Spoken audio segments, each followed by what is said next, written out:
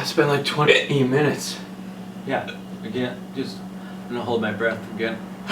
The only thing I can think of is to stand on your head. I'm telling you, it's just water. We need to drink water. You can't do water because the hiccups are a lack of oxygen and water is not giving you any oxygen. I don't think hiccups are a lack of oxygen. Hiccups are oxygen, bubbles of oxygen that come up through your esophagus.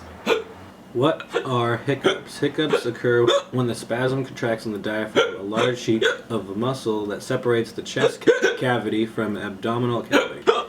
How's that working for you? What website did you read that on, huh? Why? Myths.com. Why do you have to be an attacking friend right now? We all have the same Because power. I'm trying to solve an issue that we're all having, and you're standing on your head like you're Indiana Jones.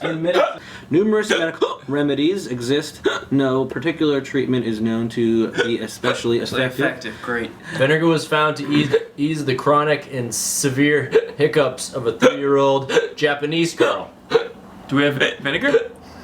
An estimated 430 million hiccups later, in 2 seconds, 12 hours a day, an affliction that meant that may hardly even it finally stopped 2009, followed by brain surgery.